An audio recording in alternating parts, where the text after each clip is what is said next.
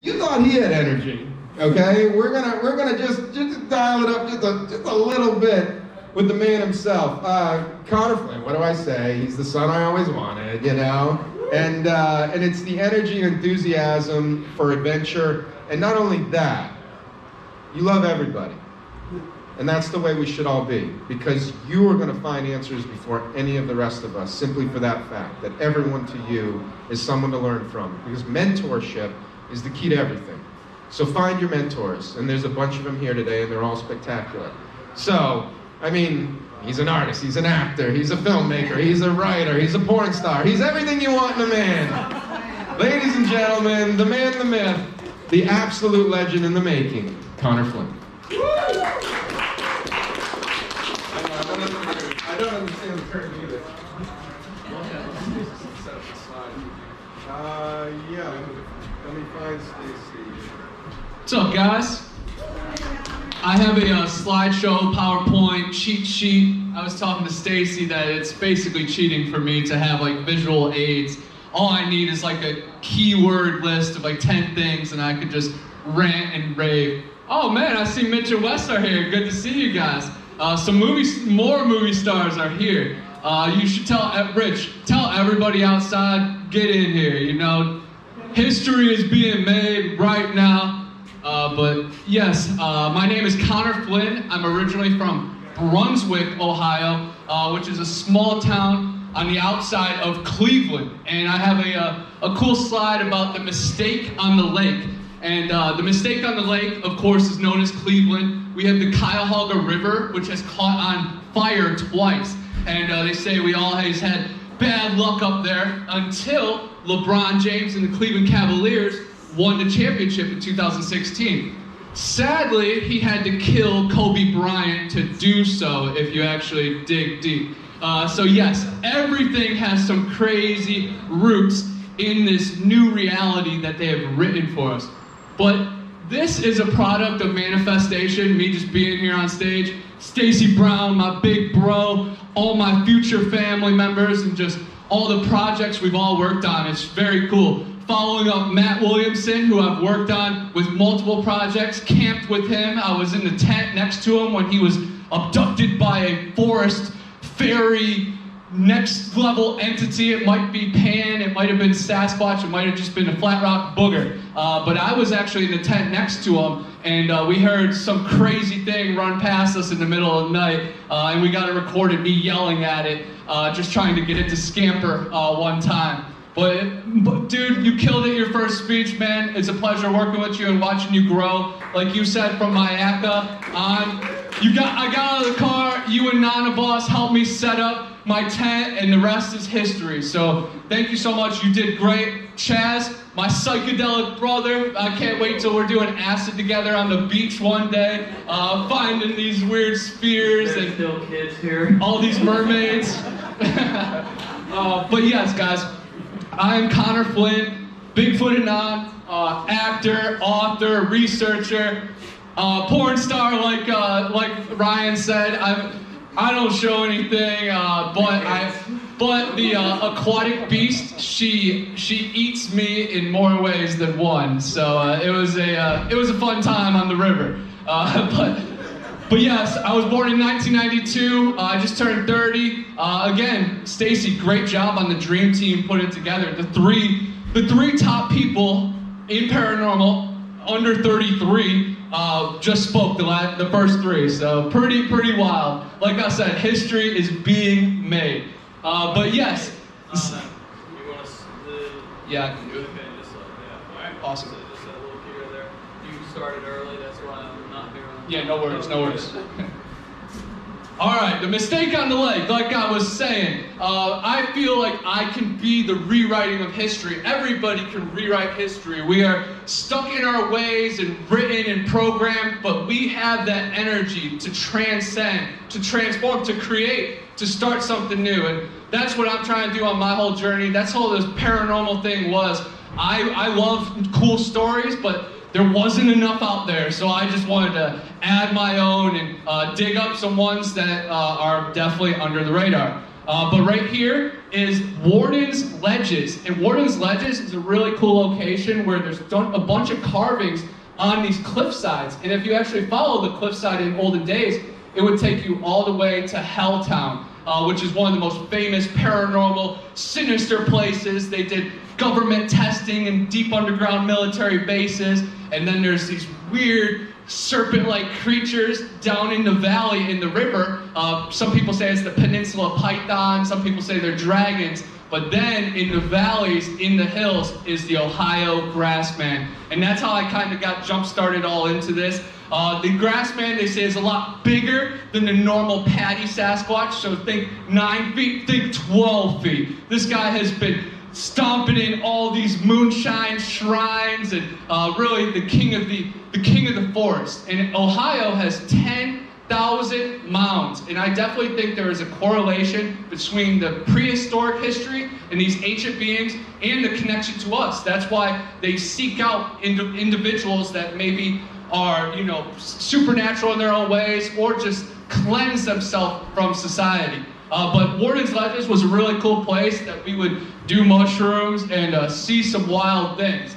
But right here is Cedar Point, one of the most famous roller coaster amusement parks in the world. Everybody's like telling me to go to Cypress Gardens and stuff. Like, dude, the highest roller coaster is 120 feet. That's 420 feet right there. But why I put it on there is because it's right on Lake Erie, where you can ride the top of the coasters and basically see Canada from the top.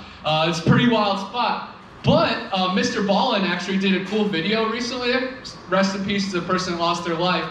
But at Cedar Point, someone lost their phone or their hat, and they went into unmarked territory, and they got drilled by a coaster and sadly killed. And ever since then, and even before then, there has been crazy paranormal activity. And I feel like these places of high energy and sadly tragedy, they are just catalysts and just huge bed, a grid for these things to just transform and really come to life.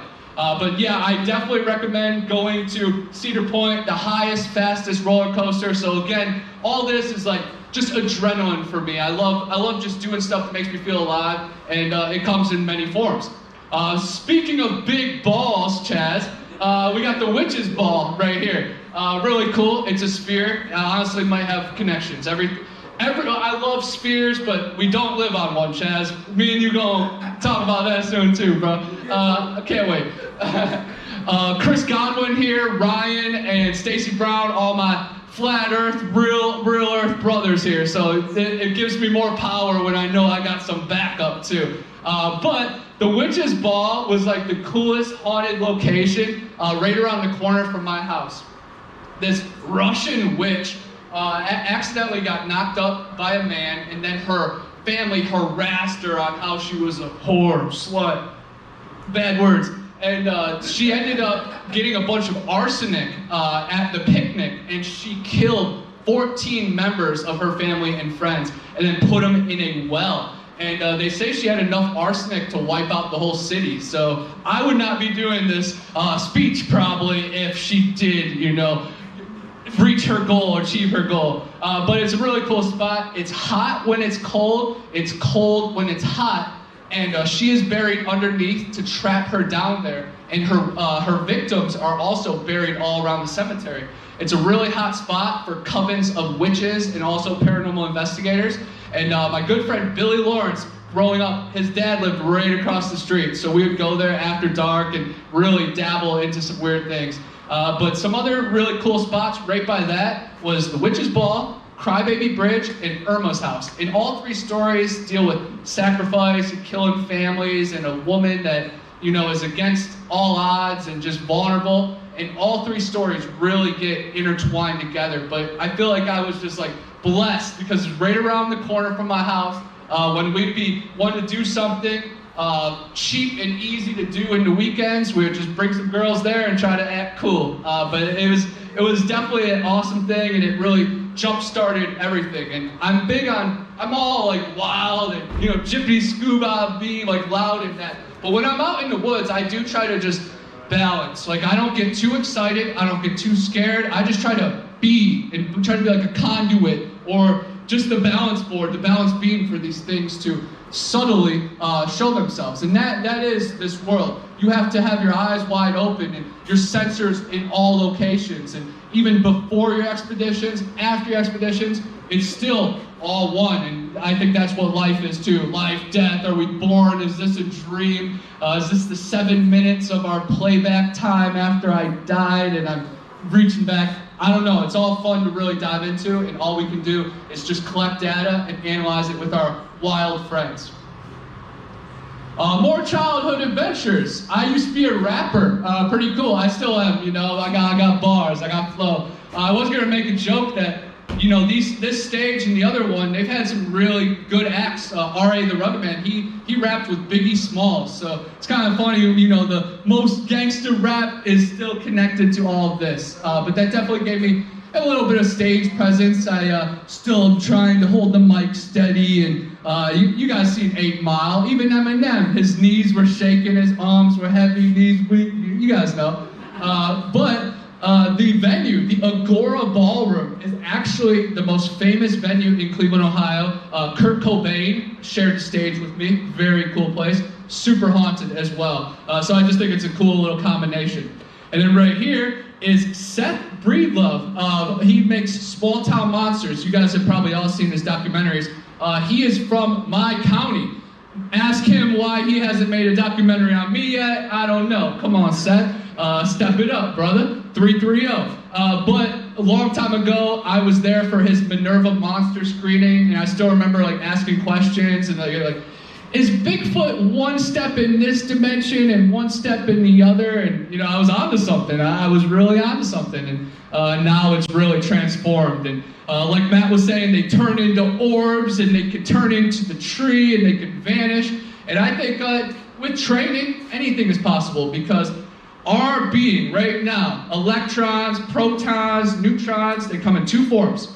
Particle form, solid, that's what we are 99.99% of the time, but they also come in wave form. And when you can channel your true being, maybe you can become a wave, maybe you can teleport, maybe you can become invisible just for a split second. It's possible in our being, so maybe we can channel it, but it would definitely take lots of training. You have to shed all of society. It would take extreme circumstances, but it is possible. So I am really open to those beings in the forest that have been there for generations, for years, for centuries. They are not interrupted. They are not poisoned by modern society, so they are able to maybe transcend into that waveform a little easier than we are. But I will see all you guys in waveform when we all die, because our pineal gland leaks with DMT, the same stuff that makes us dream. And I have done a couple specks of it, and I have met deities from other sources and realms. So imagine when we die in this internal flood of stuff that really feeds us.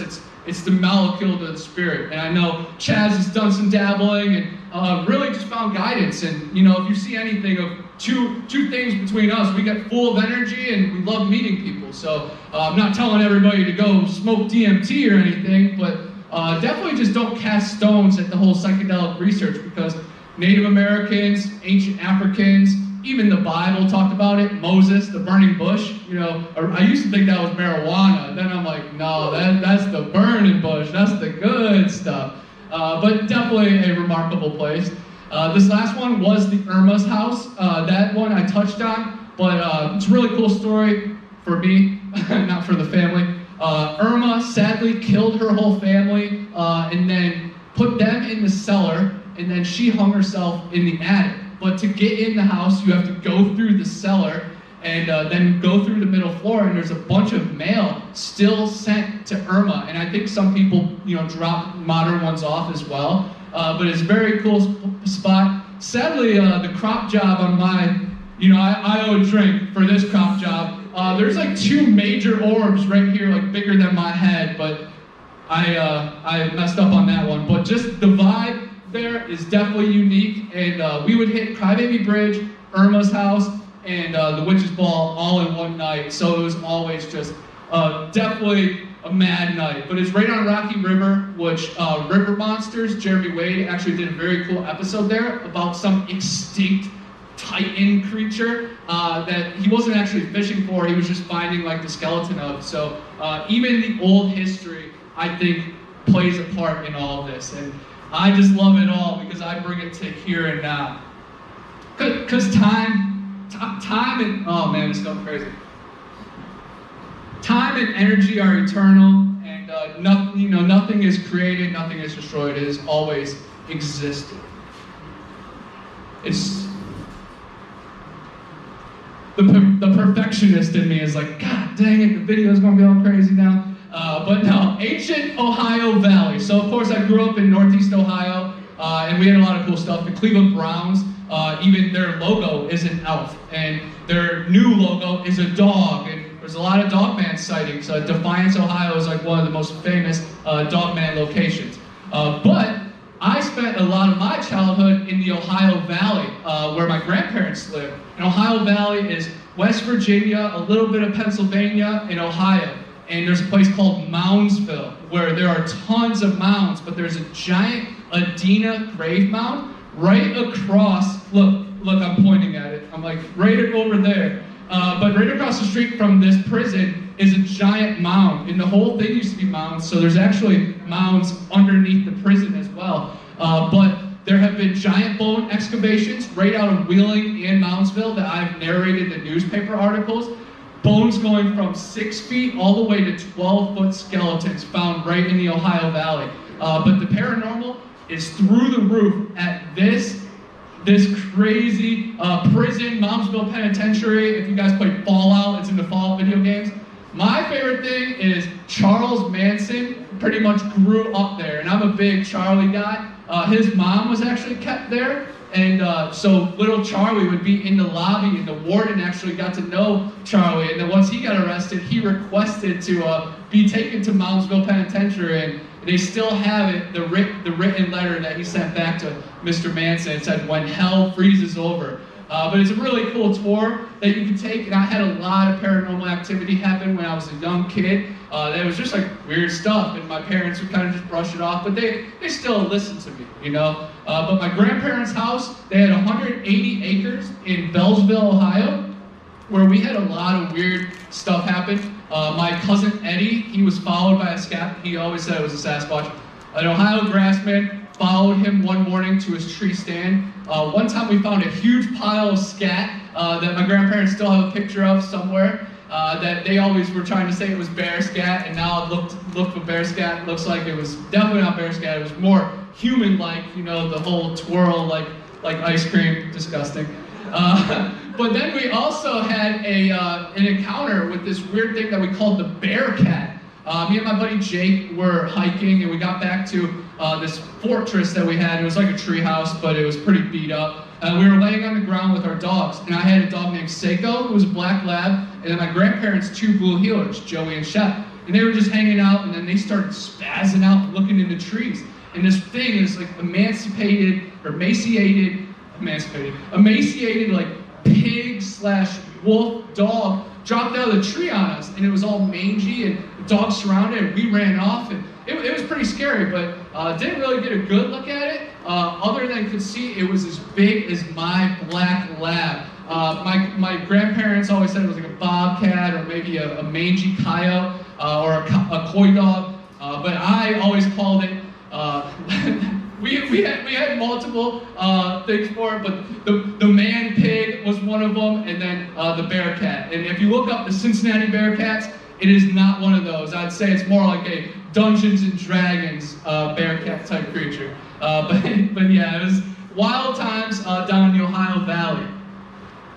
And then, of course, I could go on for like 5 hours about my Ohio life, of course. But let's talk about me couch surfing down to Florida. My house sold in like November. I lived at my buddy's house till January doing tile and grout. But I referee flag football. And every January was nationals, was the world champions. And I grew up watching my dad play football. Watching him, he won a couple national championships. Then I played with him, and we won a national championship in 2012. Very cool. Best football team in the world that year. But then he got injured. I hurt my finger. I kind of lost the love for putting my body on the line for free. But then I ended up videotaping for the organization, and every January was still a staple, still going. Then I started refereeing, and the last year my house sold, and it was like, I'm just gonna move down to Florida, referee, and then just freelance from there. And I've only been back to Ohio one time since 2017, so pretty crazy that it's worked out for me. I know a lot of people were expecting me back just a couple months later, but I am too stubborn for that. I would sleep at state parks, rest areas, pretty much anywhere I could get in and fit in, I stayed at. And then I joined the app Couchsurfing, and I actually joined a punk rock musical in Lakeland, which is pretty wild. It was definitely not my type of speed, a little weird, but then they had potions and swamps and holy grails in it. So that part I definitely took, and that's tunnel vision on that. But it, again, just threw me into the Florida culture. Now I live in the Panhandle. It's like lower Alabama. It's really cool, but I'm really glad I got to spend that 1 year in Lakeland, in the swamp, right by the Green Swamp, right by a lot of meccas that I was very interested in. The Lakeland Theater is a really haunted location that Elvis Presley actually signed the wall. And my favorite memory there is for October, we got to watch The Shining. And it's like getting to watch the scariest or the most famous horror movie in one of the most haunted theaters in Florida. I was a dream come true. I was thankful that movie was 2 hours and 37 minutes long. It was remarkable. But being able to join the punk rock musical was madness. We did a lot of Aleister Crowley, meditations, a lot of dark arts that I'm really glad I survived. Honestly, when I moved to the Panhandle, it took a few months and weeks for me to just get back to normal, like stop looking over my shoulder. It was literally like surviving a cult, but I feel like it was all needed and meant to be because I want to be who I was or who I am right now. So I'm forever thankful for that. But that was a really cool one. This one is not actually the punk rock musical, but another like opera that I did. And I played the countryman, and then a bunch of people just danced behind me, and there were a bunch of elements, so I just stood right here and just said a bunch of crazy stuff, and then they were all dancing, and it was pretty cool. Maybe we should work that into my next speech. I should hire some dancers. And then I moved to the Panhandle. Hurricane Irma hit, some skinhead gangs moved into my house. I moved out of there, man. I had to move to the Panhandle. And I found sacred structures within the first week of moving here. This is in Chattahoochee. It's a Chattahoochee mound group or complex. And there's 6 mounds. And there's 1 giant mound right on the river. And then 5 in a semicircle around it. And it's very interesting because they align with the summer solstice and the winter equinox. Got some bass now. But it's very cool because I am huge on the constellations, all the other megalithic structures, and this earth being a designed masterpiece by our creator. We're not a freaking universe ever expanding. We're not a ball. We're not floating through space. All that is 666. Really, really, really bad stuff. So guys, you know, we are fixed and immovable. We are not moving right now. So process that, channel that, even if you think I'm crazy. The constellations have still been the same everybody's whole life, right? But pretty funny. But yes, the structures line up with the moon and the sun. But it's also a mecca and a magnet for strange and high activity. Chattahoochee is famous, of course. Stacey Brown put it right on the global map, the worldwide map. Everything that says global, throw it out. But on the worldwide map, Stacey Brown definitely put Chattahoochee out here. Telosia State Park is where Stacey and his father filmed that 9-foot skunk ape. And luckily, after that, Finding Bigfoot did a couple episodes there. And then right in the same vicinity is the Bridges home, which she is an ancient descendant of a goddess from long before, and it's a magnet to pull these creatures in. It's very up my alley. I love that kind of stuff. And then this is right in between it. So I definitely think that area is very special. And I actually wrote a book on that area, The Garden of Eden. And I know I'll talk about it a little bit later, but we might as well, where it all started. The Garden of Eden Trail is actually in Bristol, Florida. I definitely recommend if any of you guys are staying till like Monday or something, GPS it, check it out. It's about a 2.5 mile walk. It's very easy to get to, but it's very tough to traverse. It's one of the most strenuous walks. Homeboy Flat Rock Booger just came in. Nice to see you. It's nice to see all my family here, guys. But yes, the Chattahoochee Mound Complex is a micro of the macro out there. There is tons of mounds, there's tons of structures still being discovered to this day, so get out there and find them. Over here, though, is a little darker place, Tate's Hell Forest. And Stacy's got some crazy evidence that he's found out of there, but I'll just give you a little bit of the backstory of Tate's Hell. C.B. Tate, a long time ago, his father told him not to go into this swamp. It was cursed, had to deal with the medicine man. Everything was appointed. CB married a woman that she couldn't eat cows anymore, so she needed pigs, so he had to go into the swamp. And he was forced into the swamp after his dogs chased a panther.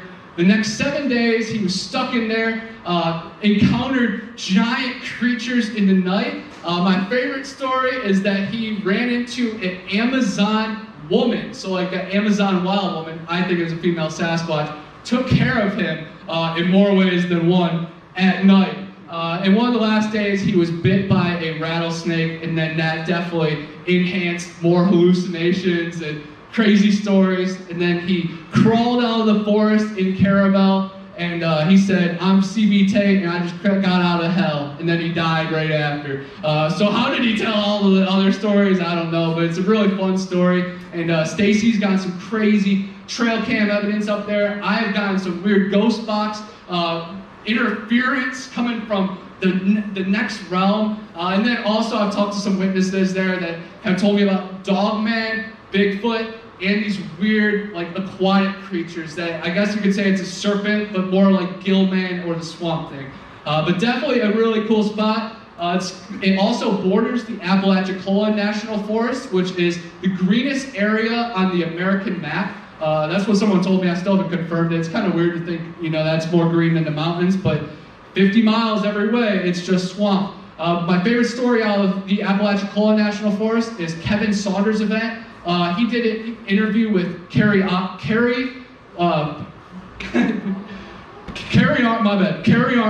from Bigfoot Odyssey.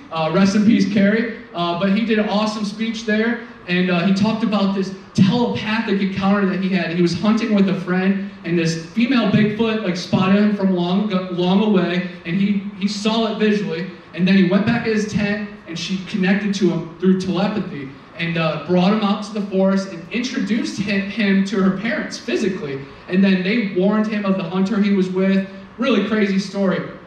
And he kind of brushed it off. Sure enough, the hunter he was with was a bad guy. He blocked it out of his memory for dozens of years, and then just came forward with it just recently. And it's a very compelling story, very cool. And I'm blessed and very thankful that I'm right. It's my backyard basically. If I want to go to the beach, I got to go through there. So definitely a cool spot. There's other places too. Bloody Bluff Cemetery is right by there. And Stacy hit me up and said there's Dogman encounters there. And one time I just got out of my car for 30 seconds, and all these yellow flies just started attacking me. I got bit more than 20 times, and I don't know if I just smelled bad or if that was paranormal, but it was a rough afternoon. Okay, more prehistoric pyramids. Again, I think there are mounds and tons of palaces, and your majesty was here in this country. We had kings and queens, so I'm not worshiping no politicians ever. We had kings and queens that were filled in ruby and had horns and giant thrones. If you look at the Grand Canyon and some of the old palaces, you can see that some of those mountains were melted palaces. But that gets super deep. I'll hopefully lead into that a little bit. But this first picture, Ronnie Stewart, he's right over at my table. Ninja Ronnie, definitely an awesome adventurer with me. He's actually was stationed at Fort Lewis out in Seattle, where there have been multiple Sasquatch killings that have been leaked through. And he also lived overseas, so it's great when our minds get together and just get to tackle these weird thoughts. But we went to Kolomoki Mounds, which is in Georgia. Giant pyramid. I wish I had a different picture from far away as well, but it's about 70 feet up. It used to be a giant pyramid, guys, and they have pictures or art of what it used to be. And it's amazing. It's like Egypt right in our backyard. But again, it's about 7 mounds, 3 huge ones, and then there's one really cool one that's a museum, and you get to go inside the mound and see where they actually used to bury their dead and bury some of their special belongings. But the feeling you get in your chest is so crazy there. It reminded me of when I was a kid. And then this one is the Etowah Mounds, and Flat Rock Booger and I stopped there after we went to the Gatlinburg conference, and I wanted to go there last year, and I talked myself out of it because the Atlanta traffic, and every day that ate at me, every day. So we finally did it. And my favorite story there is a long time ago, there's a newspaper article that talks about a giant flood at the Etowah Mounds, and it actually took all the bones and scattered them for acres. And there's pictures of them wheel-bearing giant skeletons and stuff and giant skulls. Of course, the ranger said those pictures were fake, but the story is real. It's definitely a sacred spot. There's 3 giant pyramids, and then there's like 4 other ones scattered in. And again, they all align with the summer solstice, the winter equinox. And again, like I can't even draw a line that aligns with the summer solstice and winter equinox. So definitely the advanced, the old civilizations, the ancient civilizations were advanced. And I think mental, it goes farther than anything. I think they built the pyramids with vibrations in their mind farther than lasers and crazy technology. But the Beatles thing was interesting. I think they used the Beatles as well. Road trip adventures. All right, so when I joined that punk rock musical band, we toured all around Florida, and then we did from Florida to California and back for the summer. And that was awesome because I got to be the backseat GPSer, you know, and I was like, let's stop here, here, and here. But one of the favorite spots, of course, is the Grand Canyon. Look, there's a palace right there, melted down there. It's amazing, guys. There's some fun videos about how Grand Canyon used to just be a kingdom, a civilization. And there are areas in the Grand Canyon that you're not allowed to fly over, you're not allowed to get to. So it's very interesting. And they've also found Egyptian artifacts and relics down deep in caves. And then they've also found a giant race of people, a lot of crazy pictures, a lot of missing people there. I definitely recommend it. You know, I don't have to promote the Grand Canyon very much. You guys already know it's a special place. This is where all of our lives changed forever, guys. This is the grassy knoll, Dealey Plaza. This is where JFK was assassinated. I went and investigated there to see what happened. And what's really cool is all my aunts on my dad's side, they say that we're actually related to JFK because Fitzgerald is a family name of mine, and we have the same Fitzgerald Bible. That's what they always say. So JFK and Thomas Jefferson, he's kind of a scumbag. Both me and him, we're all linked together. But JFK was on our side, guys. He was definitely for the truth. He was trying to awake the masses. He was trying to end the banks.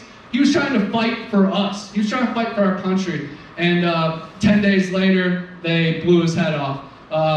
But there's still a chance maybe he's in Middle Earth, sipping from the fountain of youth with Abraham Lincoln and Tupac. Maybe I'll get the invite one day too. That's what all this is working towards. But very cool spots that I definitely recommend. Meccas, guys. That's the cool thing. There's a lot of like tourist traps, and a lot of people will shy away from it. Like, nah, it's too popular. Find the stories in between the cracks, y'all.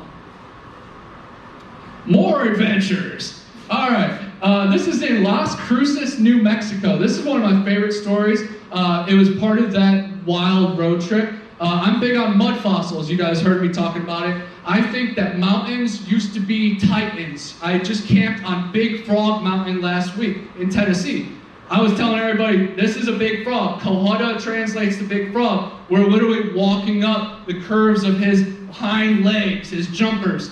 But right here, I see a woman laying down, even with her arm like that. And there are hundreds of other examples of other titans that have turned to stone. Moana, you guys have seen the Disney movie about the awesome Hawaii goddess. That's actually based on one of the mountains. Super fun, super cool. Definitely recommend Mud Flood, the Tartarians, if you guys are into that kind of stuff. But Earth is 1% of what it used to be. Football stadiums, nuclear plants, even our highways are strategically placed on the old world to harvest and harness the energy. So we are literally just ants in this, and I'm just trying to figure it out. And it always gets weirder. It always gets weirder. Right here is the Hoover Dam. Area 52. That's what some people were telling me, that there's an underground base underneath, and it's very cool. Right behind there is Lake Mead. As you guys know, Lake Mead is drying up, and they're finding a bunch of dead bodies from the mob and the cartel. They would just dump bodies, and there's a bunch of cars being discovered. Lake Mead also has a Lake Mead monster that they connect to government testing and weird chemical spills. Very cool spot. The third one is one of my favorites too. That is the quarter's most unique late night spot. For all you people that like to get a little freaky and drunk, it's a vampire bar in New Orleans, and the third level is where the real vampires are. But it's a very cool spot, especially at nighttime. They have these cages and exotic dancers, girls cutting themselves and bleeding and feeding it to you. It's next level rad. If you're ever in Tampa Bay, you kind of get like an appetizer of it at the castle in Ybor. That's like a PG-13 version of it. But there is a lot of cool vampire stuff in Louisiana, and there's a bunch of documentaries about it. There's like hardcore vampires, and there's like people like us that just like to intertwine into it. But it's very cool. So check out the vampire bar. Oh yeah. Show us your teeth. Let's see if you're still human or not. Alright guys, I thought this one would be kind of funny too. This one is like really ultimate cheat sheet, you know? I was showing this to my neighbor yesterday, and he's like, I didn't know there was that many cryptids. I'm like, dude, this is just this area. This is just like the first page of what come to my mind of what I've investigated. But I'll talk a little about each one a little bit. Hunting down cryptids. Alright. TwoToe Tom is a 24-foot demon alligator that has been seen here in the Panhandle in southern Alabama. Very crazy creature. One story that picks out at me is this farmer was going to kill it with dynamite, had it surrounded in a pond. They blew up the whole pond, fish went everywhere, and then they hear screaming from the other pond.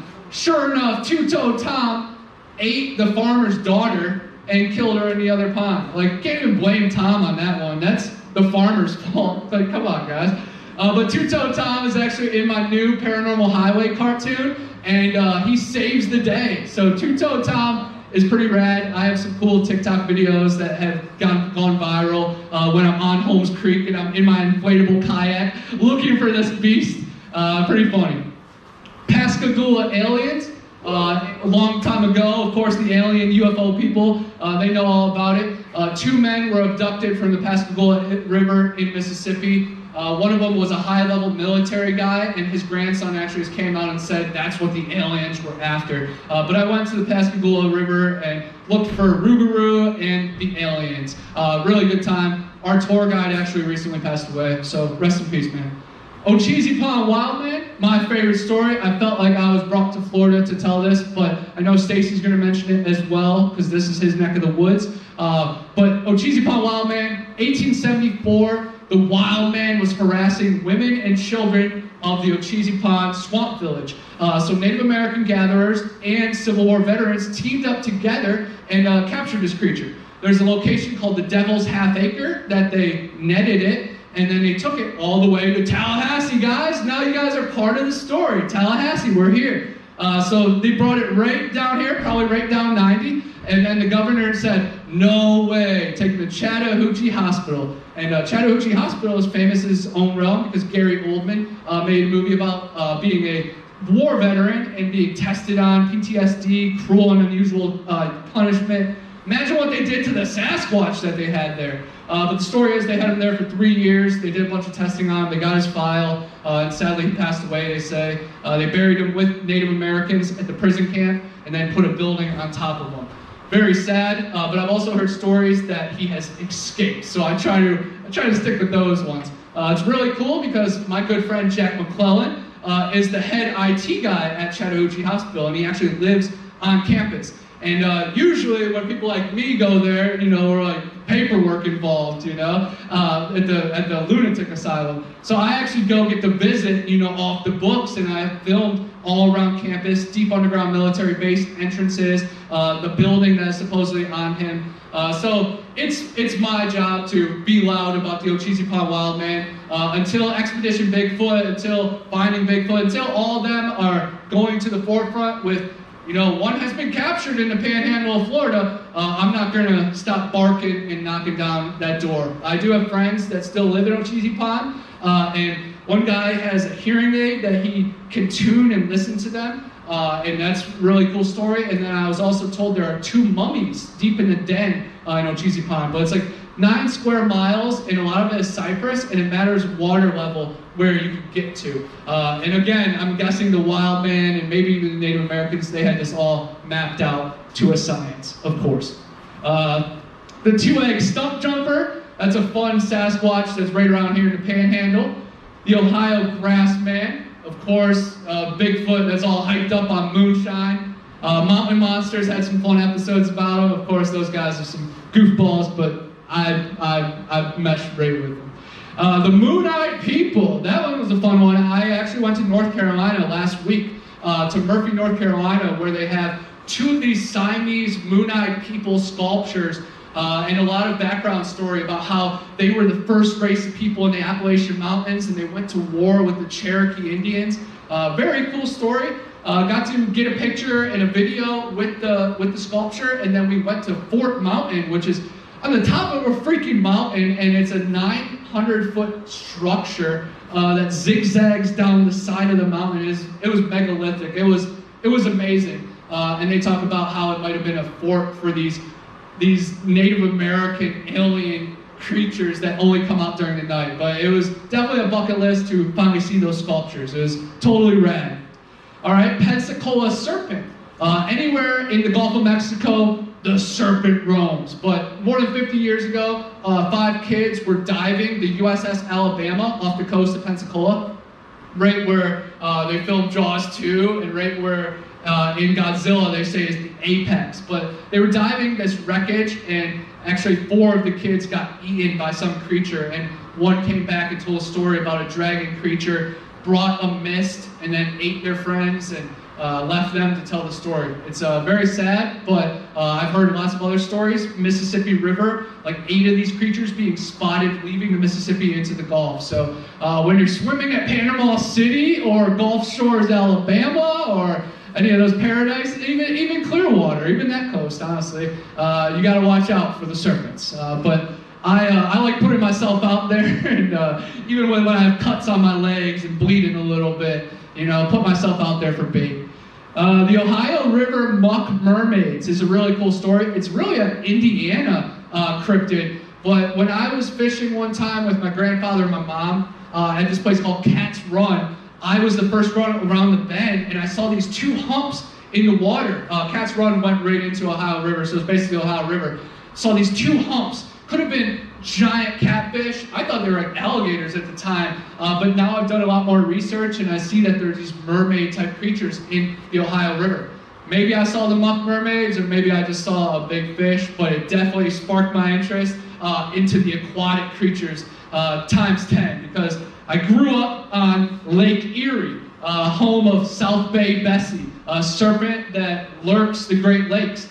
And there's actually a $100,000 bounty on her head because a bunch of fishermen went missing in the olden days, and they blamed it on her. One cool story is 2 boats full of 80+ people witnessed 2 of these creatures battling near Toledo. I went to school at Bowling Green, and we used to drink at some bars on Toledo, right on the water. And there was one that you could go in the basement, and it went to the water, and you would fill up buckets, and you would feed the Lake Erie monster, or the creature. And it was just chum, but it was really funny. And I love those kind of things that the community can make it a little bit more real. So I'm all for the urban legends and folklore and finding the roots to it all. Flat Rock Boogers. Shout out to Kenny. Flat Rock, Matt touched on it earlier. We were making a documentary up in Alabama. Flat Rock has some crazy activity. Sadly, he's lost a dog there. His mom has had the door being opened up by these creatures. His trailer has been smashed. Some of his evidence is beyond great. He's got creatures running at him going, that's how it sounded. That was pretty good. And then other ones having weird gibbering language, weird stuttering, samurai chat, or whatever you want to call it. But the first night we were in Flat Rock, we had a parabolic dish, one of those fancy dish audio recorders, and we were around the fire, and Matt had the headphones on, and we could hear stuff with our ears, but he heard it so much clearer, and I just saw his face just light up. Flat Rock always talks about his face too. But we recorded these amazing singing vocals, and not to spoil the documentary, but we sent it to Doug Highcheck, and he gave it the A-OK confirmation and actually sent it out to other teams around America. And the same frequencies on our waves correlate with the same waves they do. So for a stoner dude just camping out, you know, we did some pretty scientific shit, but pretty cool. And then the next night was when the abduction happened and when they were running past our tent. But a lot of cool things happened on that property too. It's not all scary and bad.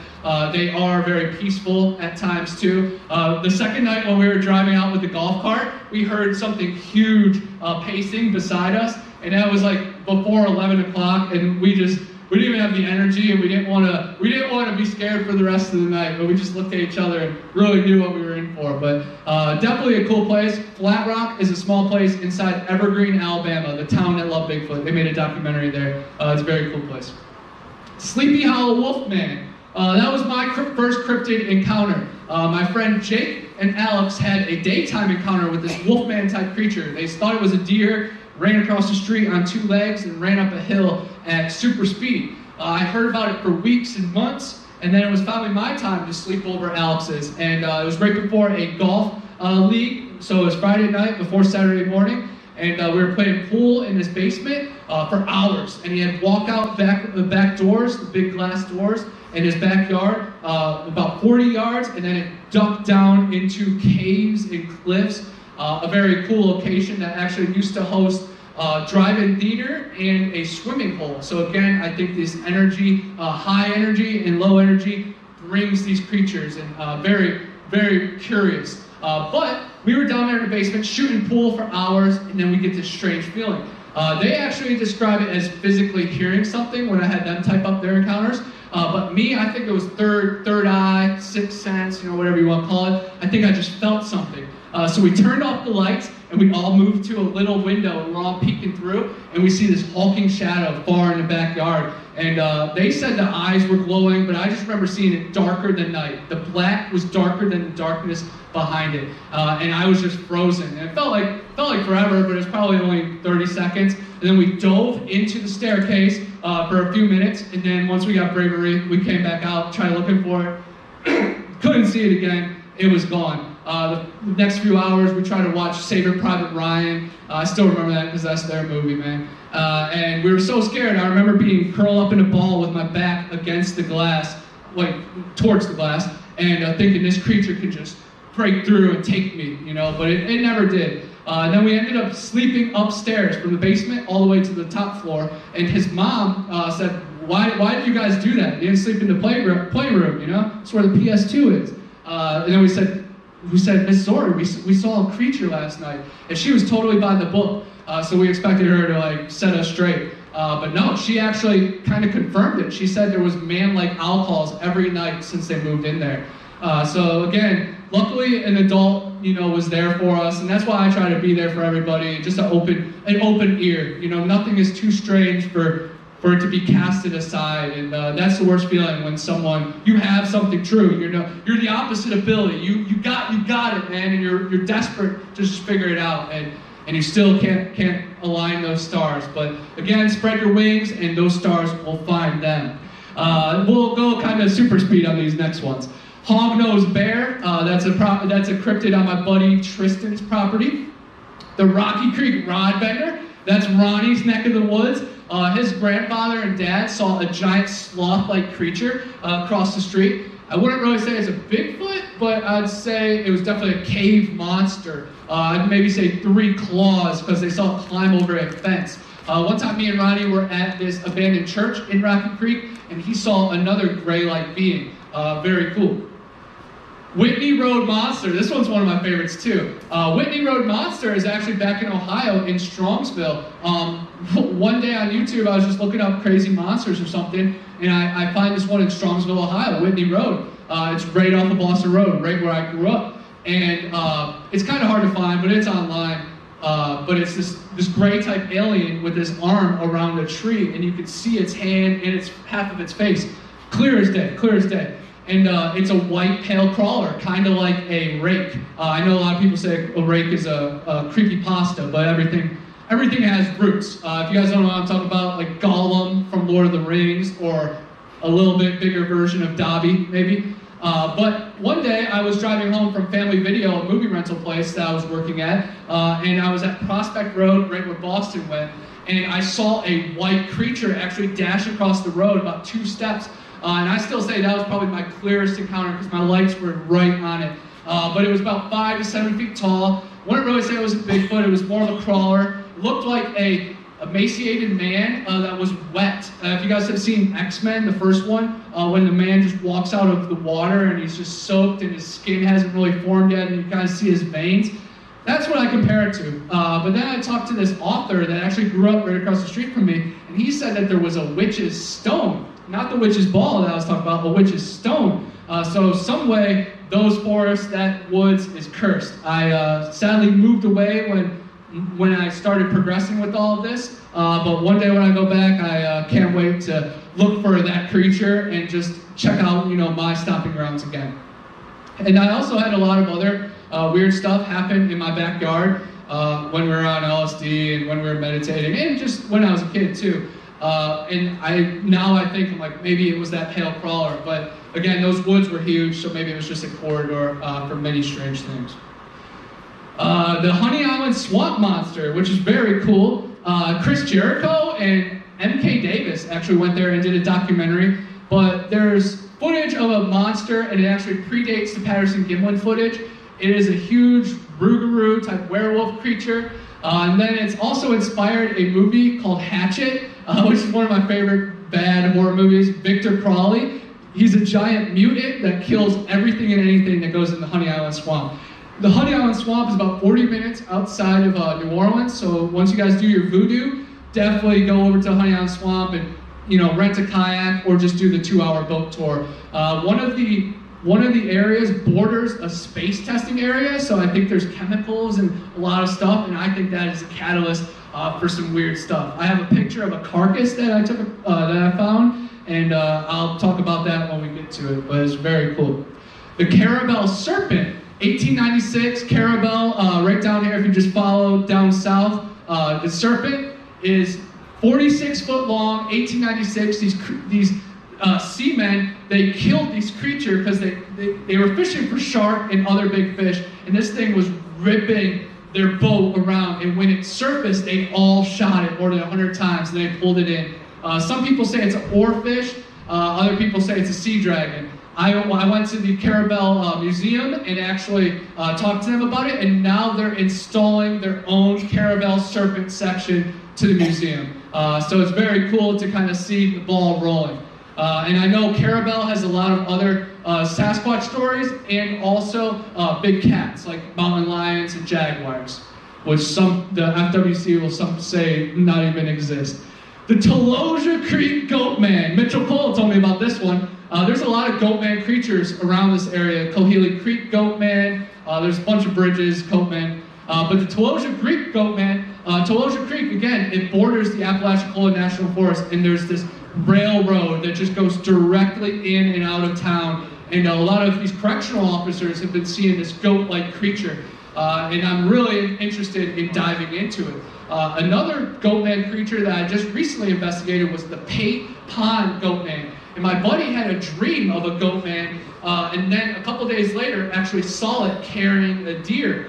Fast forward a week later, and there was a body found right in the same location. So there's a possibility that maybe these missing people, maybe these dead bodies, linked to Baphomet, Baal, Goatman gods, and all of the in-between. Sheep, squatch, and anything with horns.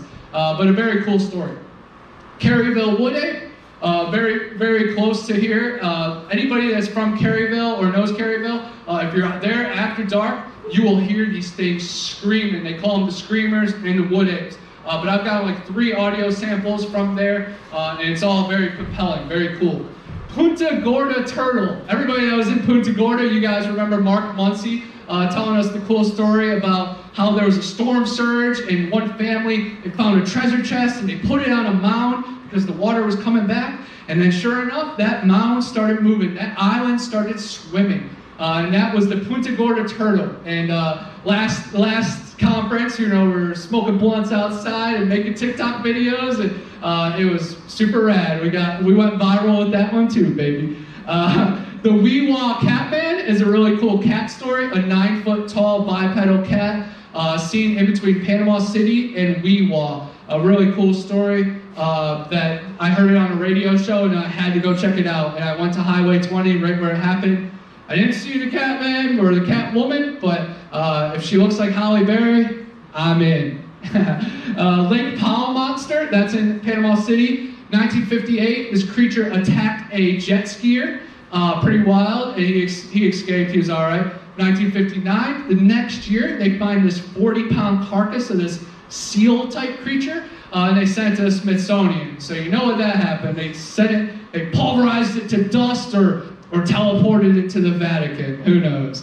The Mothman, of course, I grew up on the Ohio River with my grandparents, so Mothman was a staple in my life and history. Hopefully I'll be invited to speak at the Mothman Festival one of these times. Come on, me and Chad should be headlining that shit.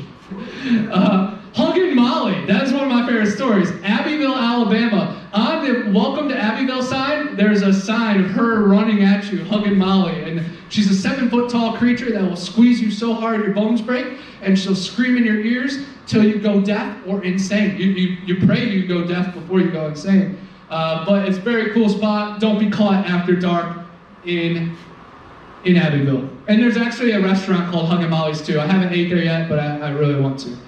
Cobregator, this is actually the only fictional one that's up here, but I hope Chris is somewhere here. Me and Chris were just swimming on Spring Creek recently, and I was going fossil hunting, and they actually filmed a movie called Cobregator on that water, and it's like a Nessie-like creature. I like just hyping it up. Whenever I'm with the kayakers, I say, did you guys see any gators? And they're like, nah, the water's too cold. And I'm like, it ain't too cold for the Cobregator, so you better watch out. And it's a fun movie. It's actually not been released in its entirety, but if you dig hard enough, you can see all the death scenes at least.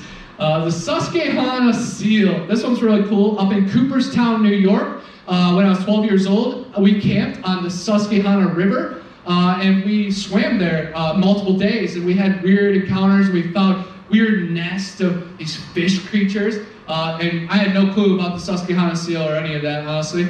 But I do remember them talking about bull sharks being in the water and us being like, oh, like the lifeguard riled us up. And I wish I could hug that man like that. He deserves a tip. But the Susquehanna seal is a weird type bunny yip seal type creature that's in this freshwater river that has legs as well.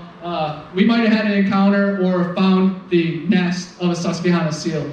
It's definitely under the radar. Susquehanna, it's in Pennsylvania and New York. It's a valley, and they found giant bones there, and they have horns coming from them. And anybody that's researched the sun worshippers and the mound builders, Susquehanna Valley is a mecca. Megalodon, very cool. Everybody knows the Meg, the biggest shark that they say is extinct. I definitely still think they're out there, maybe underneath the current oceans like the Jason Statham movie showed. But I have found some shark teeth, some megalodon teeth, so it's really cool to seek a monster and find the evidence. But again, some people say that he's long extinct. I still think they're out there. There's some really cool evidence of rescue helicopters, seeing them below, a German U-boat, it being bigger than a German U-boat. Really cool stuff. The Rude Dude. My homeboy Wesley actually filmed me talking about the Rude Dude kind of cheated a little bit. Rude Dude, the Rude Creek goes into Lake Eufaula. We didn't have time to go to Rude Creek, so we just went to Lake Eufaula. Talked about the Rude Dude. It's an Alabama Bigfoot, Georgia Bigfoot that is very rude and very curious and doesn't respect people's privacy, you know. So beware when you're camping along Rude Creek.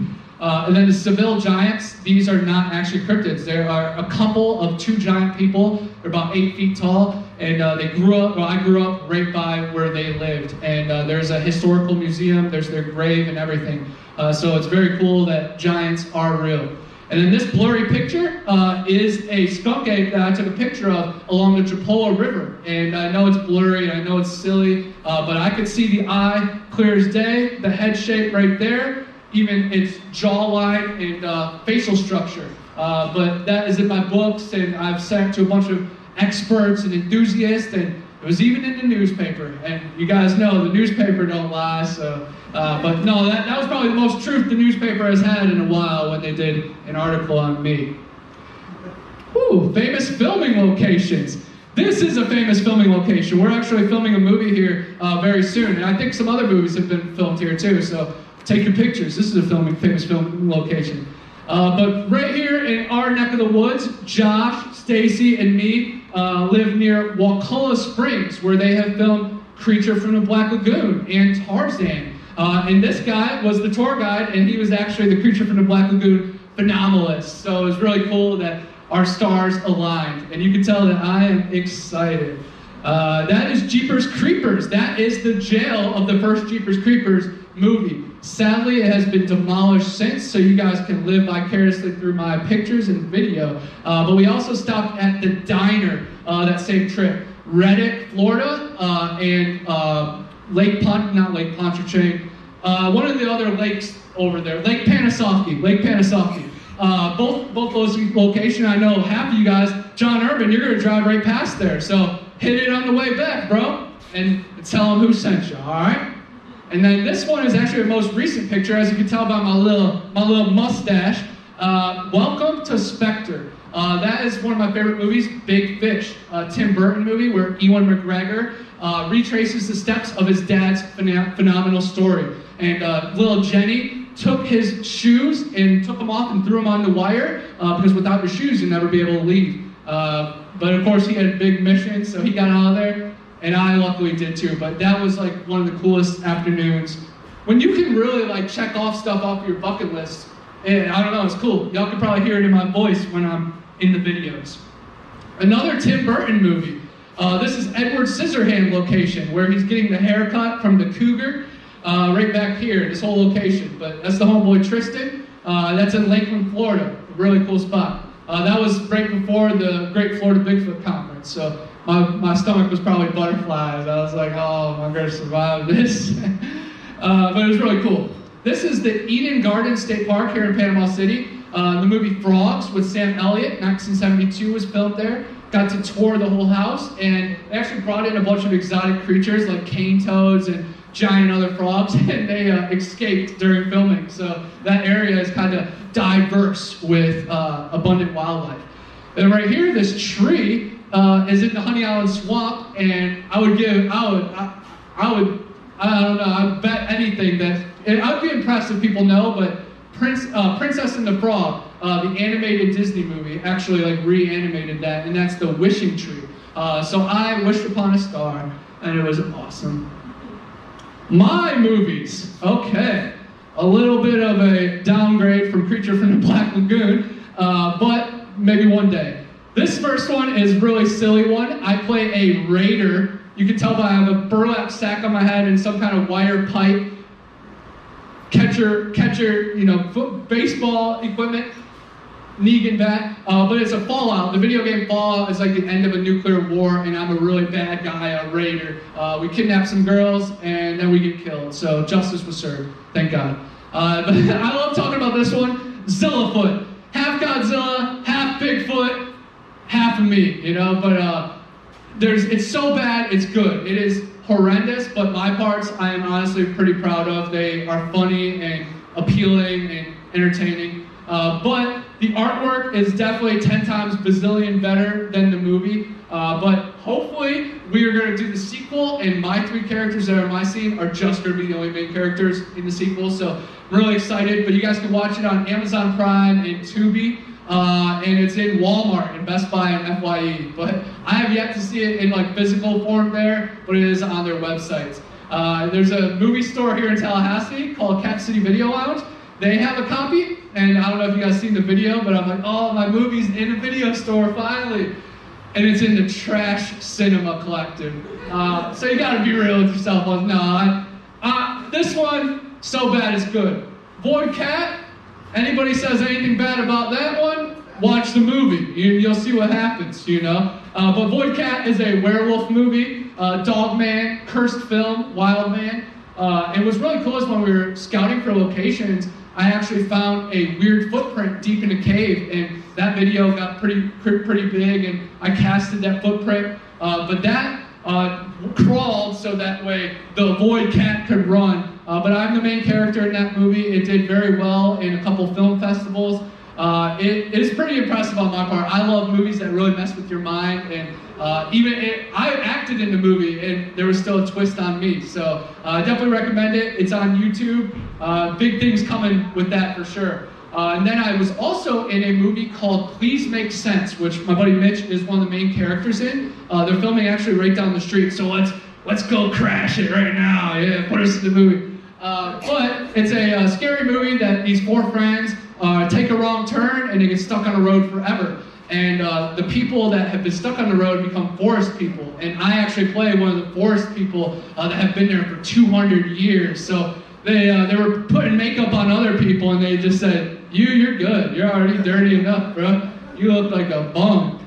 So it was a great time, and that was like the biggest production I was ever on. And it really showed us to what we want to do. And tomorrow we're actually filming a proof of concept, like a short film, for a movie called Against the Spread. It's a crime thriller. So I'm super excited to kind of jump into my other realm, because I like paranormal and I like breaking laws, so both of them go hand in hand. So super pumped about that. Again, once you be yourself, you meet the right people, and that's what it's all about.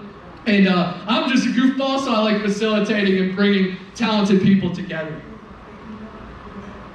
My books. Oh man, I've written 5 books. I've published 5 books. I've written like 10. But my proudest one is Erie Swamps Road Trip to Eden. It's my first book. It journeys Lake Erie down to the Florida swamps, and then the journey in Road Trip to Eden, where life began. I already talked about how 27 of the 28 trees in this preserve are mentioned in the Bible are found right there. Gopher wood, which Noah used to build the ark, the lightest, strongest wood in the world. You can't break it, you can only bend it. It's found right there. And a delta that breaks into 4 rivers, like the good book says, and like every other good book says, it's found right there. It's definitely a unique place, because Torreya State Park is found there, Ocheesee Pond, and the mounds.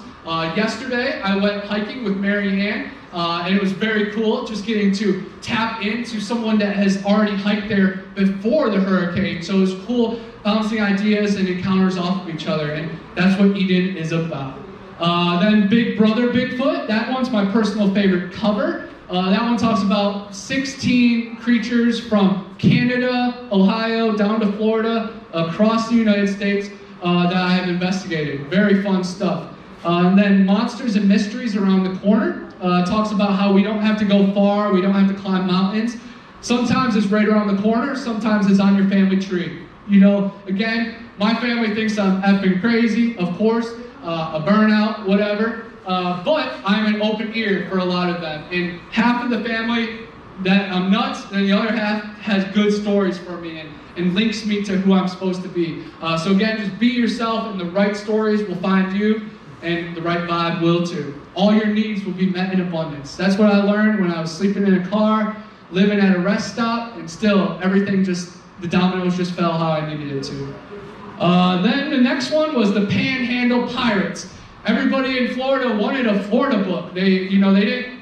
I had a couple of Florida chapters in the other one, that wasn't enough. So I wrote one about hunting down treasure and kraken in this area. And I was joking with Phyllis earlier because she was telling me about awesome pirate history, and I always get it, people telling me about the best of the best. And I told her, this one is about me being a pirate. I am the pirate, you know. And I don't have a bird. I used to have a parrot. I used to have a talking parrot. But it's, again, about the treasure and the voyage and the memories in between. So I'm just a pirate looking for pecans. And then my most recent book, Every Camp Has a Crystal Lake.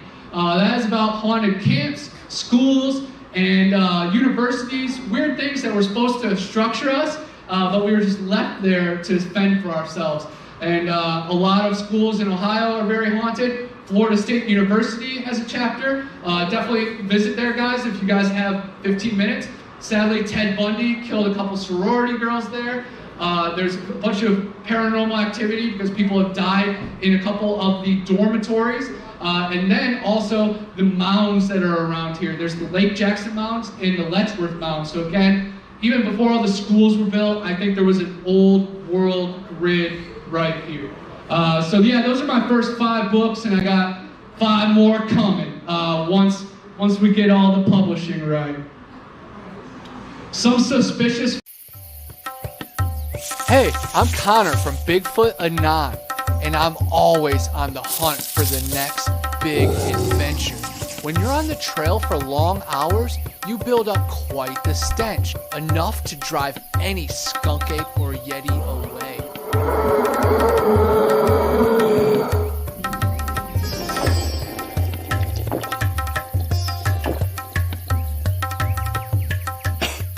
Luckily, I'm on the quest now for the solution to all my problems.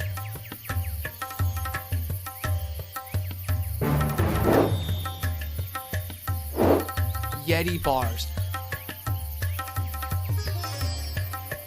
They do exist.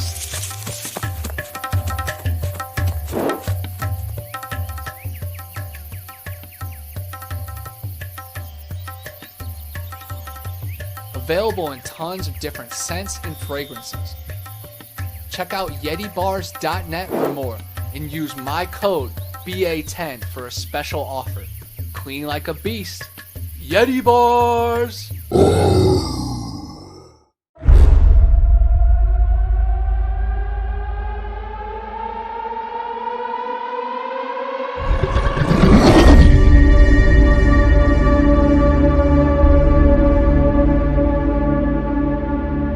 flesh of the unguided and non-believers fuel this void.